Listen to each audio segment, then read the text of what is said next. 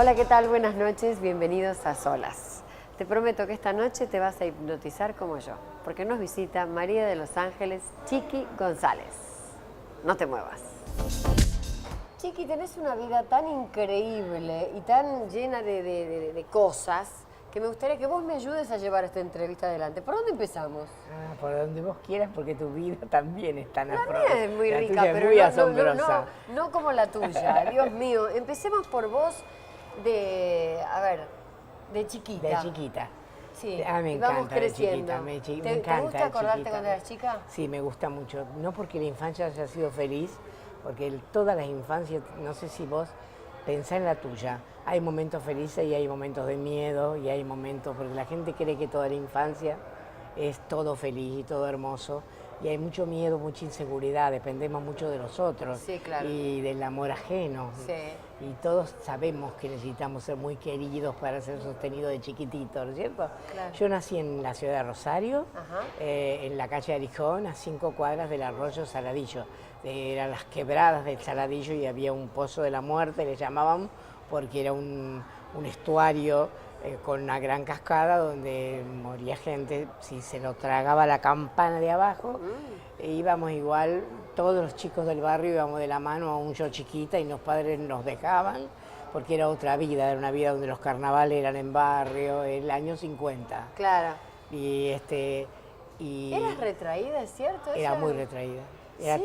Y lo soy. ¿Tímida? Y lo soy. Yo antes de ¿En venir acá serio? hoy, anoche no podía dormir, hoy no pude comer en todo el día. ¿No Yo estás te hablo hablando de lo que en serio? Por eso fui actriz, porque yo no te podía, yo aún hoy no hablo por teléfono, hago que otras personas se hagan pasar por mí. ¿Que y te me da diga, vergüenza? habla. Bueno, a mí tampoco me da vergüenza, no Me se da habla por vergüenza hablar teléfono. por Me teléfono. taro. Por ejemplo, escribo todo el tiempo, no porque sea electrónica, escribo muchos mensajitos, porque la cultura escrita me gusta mucho más, porque escribo mejor, es más poético, qué sé yo. Y hablar por teléfono me parece que estoy molestando al otro, que lo estoy decepcionando. Ay, a mí me pasa lo mismo. ¿Y qué será eso? Y eso... ¿Inseguridad? Inseguridad. Y también facilidad de la oralidad. Seguramente vos, desde muy chica, como eras vos, con tu cara y con tu palabra, Sí. seguramente en vivo eras más querida que si te hubieran grabado. Yo sabía que a mí si me dejaban hablar y sonreír al otro, yo iba a ser aceptada. A lo mejor a vos te pasa. Yo buscaba la aprobación todo el tiempo. Y no toda la gastamos vida. mucha energía en eso. Toda la vida gastamos energía. ¿Para qué? Y llega un momento donde vos no te preguntás todos los días por qué buscando tanta aprobación del otro. Sí, bueno, no te puede la querer vida todo se el te va. mundo. No te puede querer. No. Y es más, cuando te deshaces porque te quiera todo el mundo, siempre hay alguien que por alguna razón que vos no tenés la culpa, te hizo la cruz y dijo que esta mujer no es así, que es falsa, que la otra no, que no me dio, y más en un puesto público, ¿te imaginas? Sí, claro. Entonces obvio. yo, Saladillo, enamorada, encerrada en un colegio. Bueno, empecé en un colegio enfrente de mi casa, llamado el Santísimo Rosario. Y mi papá era maestro carcelario, quiere decir, maestro de escuela. Sí, sí. Entonces, él decía que lo quería más, que no lo hacía por política ni por ninguna cuestión de humanidad, decía. Era muy buen mozo. Siempre uno tiene esos recuerdos de los padres, ¿no? ¿Tu padre era buen mozo? Es buen mozo, gracias a Dios, es buen mozo, sigue siendo buen mozo. Viste que Sí. cuando los hombres son buen mozos toda la vida. Toda la vida. Son buen mozos toda la vida. Bueno, mi padre era joven y buen mozo, era maestro de escuela primaria. Después estudió de grande escribanía y nunca ejerció. Iba a los viajes y rendía como porque mi madre había sido dentista y él no quería ser menos, pero era maestro de escuela y yo le hacía de grande las ejercitaciones, le pintaba los cabildos, todo, una cosa.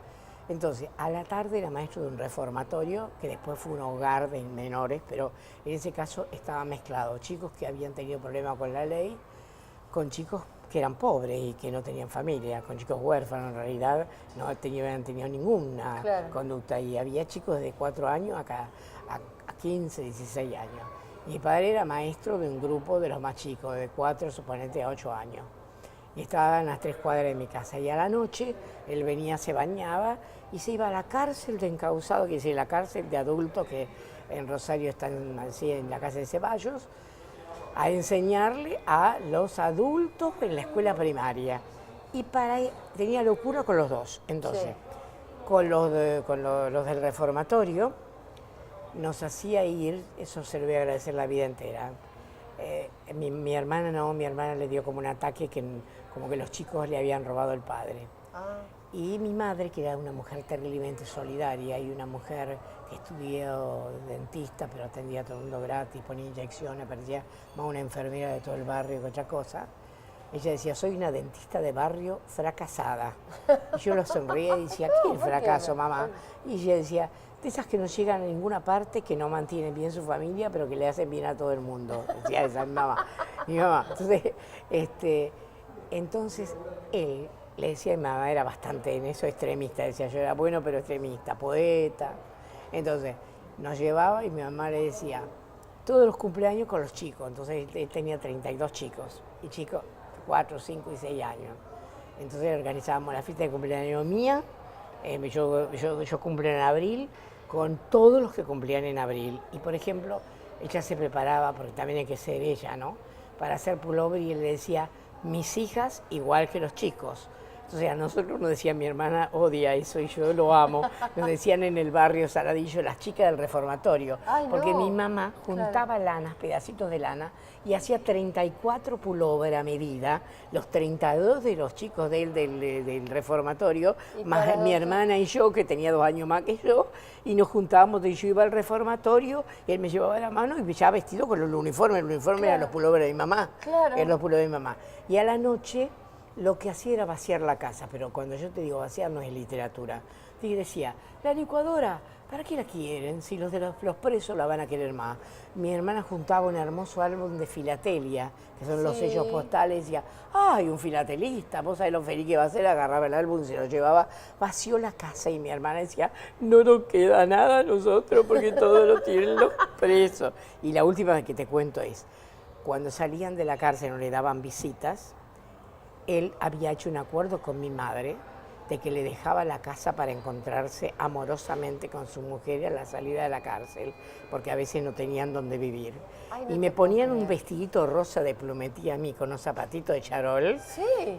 Y mi mamá decía, bueno, nos vamos a ir al cine y a la heladería Royal, que estaba en esa época, porque papá necesita 2 horas y media a la casa. Y mi hermana me miraba odiando y yo toda vestidita de plumetillo fascinada, porque mi papá necesita la casa, ya tocaba el timbre algún expreso con su mujer. Pero vos no lo sabías, no Yo sabías no nada de sabía, esa- cuando nos íbamos, que entraban. ¿Y cuándo te después me enteraste? enteré cuando en la época de la dictadura, en un taxi, yo tenía 24 años, era flaquita y con el pelo largo hasta la cintura. Me subí a un taxi y era muy peligroso, porque todos estábamos medio en política y era peligroso. Y cuando me subí a un taxi, estaba el taxista y el acompañante, yo atrás. Y entonces el taxista le dice al acompañante la dirección de mi casa de la infancia, Arijonal 500. Y yo me asusté y le dije, ¿cómo sabe usted la dirección de mi casa? Porque yo no se le había llegado a decir. Claro. Y él me dijo, de eso prefiero no hablar, me trató mal. Upa. Y cuando llegué, le quise dar la plata, no había contadores en ese momento, y me dijo, no señora, no señorita, la plata no. Y entonces yo dije, yo de acá me voy, no entendía nada, abrí la puerta y me empecé a meter en un jardincito de las casas de humilde de clase media para adentro. Y él me llamó y dijo, Chiqui, ¿usted no se llama Chiqui? Siempre me dijeron Chiqui. Sí. Y yo me quedé parada y me acerqué al taxi y me dijo, su padre, el maestro González, fue el único ser humano que yo conocí en mi infancia. Y usted andaba con pullovers de colores. Y también quiero decirle una cosa, que yo me reencontré con mi mujer y tuve mi primer hijo en su casa, a lo mejor en su propia cama. No, qué fuerte. Todavía a veces con mis años voy por la calle y algún camioncito me grita, chao, hija del maestro. Por eso para mí Ay, qué ser lindo. maestro es sagrado. Qué lindo. Tengo una pregunta, pero no me la contestes ahora. Bueno. Leí algo que me pasaron como dato tuyo, la manera que tenía tu padre de sacarte los miedos. Quiero hablar de eso, pero no me contestes todavía. Bueno, quedó pendiente en la manera maravillosa que tenía tu padre de quitarte los miedos. Sí, que fue lo que marcó después todas las cosas que hicimos, los trípticos de la infancia, por eso te lo cuento. Yo tenía un sueño antes de los 2 años Y a los 2 años recurrente, lo dice toda la familia, pero yo me lo acuerdo. Dicen que no hay recuerdos menores de 3 años, cosa que no siempre es cierto. No es cierto, claro. No es cierto. Siempre hay algo que te quedó en algún lado que alguien te lo mueve, ¿no? Y era una gallina, porque en esa época había gallineros y veíamos gallinas con las plumas, ¿no? Sí, No gallinas gallinas claro. del supermercado. Claro. No pollo desnudo del supermercado. Ahora vos ves una gallina y nos dice que, ¿qué especie es esa? Claro. Es un ñandú, no, le digo a mi nieta, es una gallina, digamos, ¿no? Entonces yo veía una gallina roja que gritaba, pero no gritaba como gritan las gallinas, gritaba como un ser humano que lo estuvieran matando. Y yo decía sobre los cables del teléfono, yo lo veía como si fueran los cables, y para mí me habían dicho que los cables esos que pasaban por arriba de la casa eran del teléfono. Claro. Entonces yo me sentaba en la cama y empezaba a gritar, ¡ah!, como la gallina. Entonces mi padre no decía nada, se levantaba en invierno y verano toda la noche de nuestra vida y me envolvía. Siempre me envolvía con una sábana en verano que hiciera mucho calor, que eso también me llamó la atención, que el niño como envuelto, o con el acolchado cuando hacía frío, y me llevaba al patio atrás que era de tierra, mi casa era patio de tierra, con árboles, no había nada, no había verde ni nada. Él me decía, elegí una estrella, debía tener 30 años él en ese momento, 30 y tanto, elegí una estrella. Y yo elegí una estrella esa, hoy nos toca esa, bueno, nos toca esa, bueno, vamos a tirar el miedo a la estrella. Entonces, tiremos el miedo a la estrella, tiremos el miedo a la estrella, tiremos el miedo a la estrella. Y ya se me pasó, y ya se me pasó. Y entonces decíamos las tres María, el estrellón, la estrellita, inventábamos nombres porque él no conocía todas las estrellas. Claro. Y ahora el estrellón, le llamábamos estrellón, que yo todo esto lo hice todo con mi nieta. Le he pasado todos los juegos a mi nieta y cuando tiene miedo la llevo al patio, hago todo lo mismo. Hago exactamente lo mismo para que herede eso.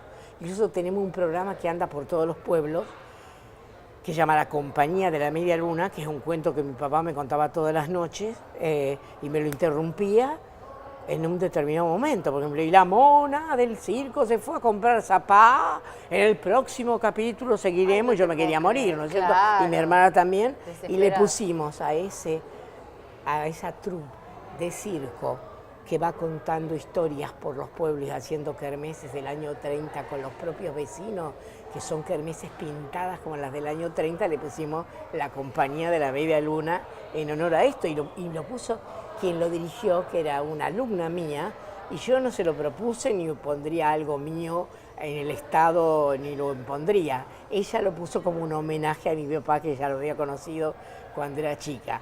Así que, y bueno, después me quedé con esto de la gallina que cantaba sobre los hilos del teléfono.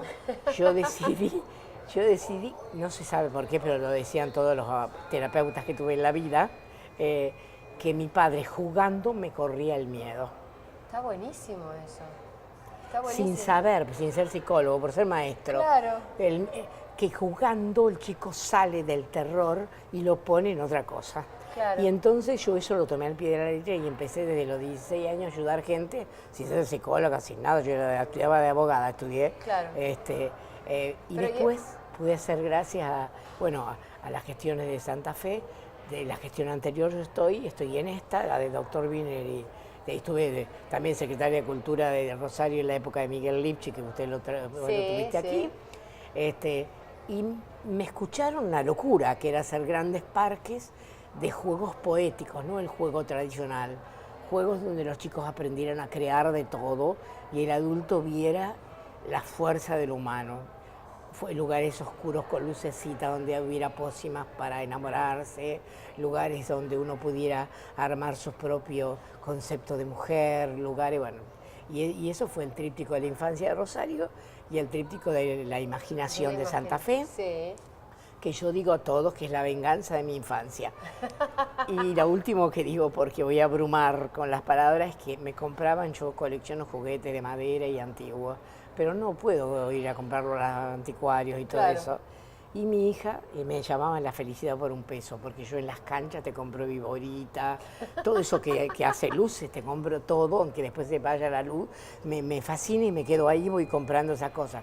La felicidad por 2 pesos, me decían en una época. Entonces yo junto esos juguetes. Y mi hija, que ahora tiene 29 años y 2 nietos, me compraba Navidades y Día de la Madre juguetes. Y Hasta que el año pasado, cuando nació su segundo hijo, me tiró 3 juguetes sobre la mesa y me dijo, mamá, crece, te lo pido por favor.